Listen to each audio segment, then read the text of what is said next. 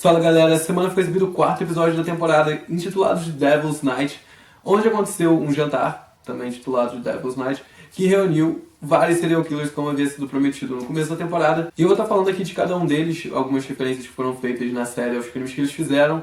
American Horror Story, next Wednesday at 10 on FX. Eu vou explicar aqui mais ou menos o que é Devil's Night. Basicamente é o seguinte, todos os serial killers que foram mostrados nesse episódio já passaram pelo Hotel Cortez. Eles ficaram hospedados lá em algum momento da vida deles, onde eles acabaram tendo um contato com o Mr. March. Mr. March acabou vendo que eles se identificaram ali em alguns pontos, porque ele era psicopata e tinham vários outros serial killers ali também, e boa parte também provavelmente era psicopata. E aí eles começaram a ter uma relação legal, ficaram amigos, e o Mr. March deu dicas importantes para que eles conseguissem realizar os crimes deles. Então por isso eles têm toda essa devoção ao Mr. March como tipo um tutor dos crimes deles. Mais ou menos o que está acontecendo com o Tristan, como eu falei no outro vídeo, ele parece estar desenvolvendo uma certa amizade com o Mr. March, que o Mr. March deu algumas dicas pra ele do que fazer, porque ele começou a matar, ele achou maneiro, e aí o Mr. March começou a dar umas dicas pra ele. Então eu acredito que a amizade que o Tristan tá desenvolvendo com o Mr. March seja mais ou menos o que esses serial killers desenvolveram com ele no passado. O primeiro serial killer convidado do Devil's Night a chegar no Hotel Cortez foi Richard Ramirez, e uma coisa que eles deram bastante foco ali nas cenas, eu percebi, ele tinha uma tatuagem de um pentagrama de ponta cabeça na mão, um símbolo que é muitas vezes associado ao ocultismo e a satanismo e coisas do tipo. E o Richard Ramirez, ele praticou vários assassinatos usando blusas do AC/DC, inclusive ele deixou um chapéu em um dos crimes que ele cometeu. E o AC/DC, por ser uma banda de heavy metal e ter algumas músicas que falam a respeito disso, muitos grupos religiosos se posicionaram contra o AC/DC na época que a banda apareceu, dizendo que eles incentivavam as pessoas a adorar Satã. Então, como o Richard Ramirez tinha esse pentagrama de ponta cabeça na mão, que é um símbolo associado ao ocultismo e satanismo, e também era muito fã de AC/DC, inclusive a música favorita dele era do AC/DC, então também o Richard Ramirez acabou sendo muito associado ao ocultismo e satanismo. Muitas pessoas diziam que ele tinha essas motivações por trás dos crimes dele, então na verdade ele foi muito associado com isso, apesar de nunca ter tido nenhuma prova a respeito disso. Inclusive tem uma cena em que ele coloca a mão em uma das hóspedes que ele está prestes a assassinar e pede para que ela faça um juramento em nome de Satã. Como eu tinha dito anteriormente, esse episódio ia trazer um pouco mais sobre a história da Miss Devers, que é aquela camareira que trabalha com o Mr. March e ajuda ele a limpar o sangue de tudo que ele faz e que ele fazia, porque ela também morreu. Ainda não explicou a relação dela com o Mr. March particularmente, ele explicou um pouco da história dela, onde ela foi levar o filho dela no Halloween, ela estava com preguiça de costurar uma fantasia legal para ele, e aí jogou um pano velho na cabeça da criança, fez 2 buracos no olho, falou que era um fantasma pra ele ficar felizinho. E aí levou ele pra rua, e aí o Gordon Northcott, que eu falei naquele outro vídeo, que executava as crianças no galinheiro do sítio dele, e que algumas vezes, inclusive, ele deixava as crianças bem em estado quase terminal e chamava o sobrinho dele de 14 anos, que era basicamente da idade das crianças, e mandava o sobrinho finalizar. Ele acabou ficando bem famoso pela crueldade dos crimes dele, e era dessa forma que ele basicamente pegava os garotos que ele ia matar. Ele encontrava as crianças andando sozinhas na rua, uma hora de desatenção da mãe, e atraía as crianças e levava. Uma coisa que eu queria falar aqui é da semelhança entre o ator que fez o Gordon Northcott e ele de verdade, pelas fotos que tem dele. Eles fizeram uma caracterização perfeita no cara, tudo que ele já provavelmente parecia muito com o maluco lá, mas enfim.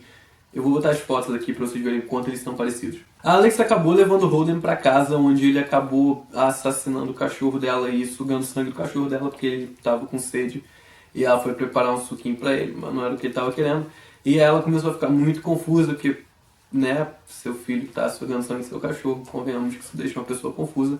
E ela levou ele de volta pro hotel pra tentar entender ele por que ele era daquela forma, encontrou os cachorros dele e acabou consequentemente encontrando a Condessa, que levou ela para a cobertura dela, explicou toda a situação, e a Alex, para poder ficar com o filho, acabou tomando lá o sangue dos peitos da Condessa e acabou virando também uma vampira na tentativa de se unir ao Holden, porque como a Condessa falou, basicamente o único jeito dela ter o filho dela de volta seria ela virando o que o filho é hoje em dia, então ela optou por isso. Outra coisa nesse episódio, que pra mim foi um ponto bem alto, foi a participação da Lily Rabe fazendo a Aileen Wuornos, daquela serial killer que eu fiz um vídeo inclusive aqui no canal. Vou deixar o link aqui se vocês quiserem ver, caso a gente não tenha assistido ainda. E eu não sei nem por onde começar a falar do quão geniais foram as cenas da Aileen Wuornos nesse episódio. A caracterização da Lily Rabe tá perfeita, ela tá tipo muito parecida com a Aileen Wuornos. O jeito dela de andar, o sotaque dela, o modo como ela mexe no cabelo. Tem poucas imagens, inclusive, tipo, filmadas da Aileen Wuornos, então eu acredito que tenha sido bem difícil para Lily Rabe conseguir fazer um personagem assim tão próximo da realidade, com tão pouca coisa pra se basear. Eu não tava esperando que ficasse tão bom. Eu sabia que a Lily Rabe era sensacional, fiquei muito feliz que ela voltar pra série, mas eu não tava realmente esperando que ficasse tão perfeito. De verdade, a Lily Rabe pra mim roubou completamente a cena nesse episódio, mesmo em meio a tantos outros atores fazendo papéis sensacionais, também baseados em pessoas reais.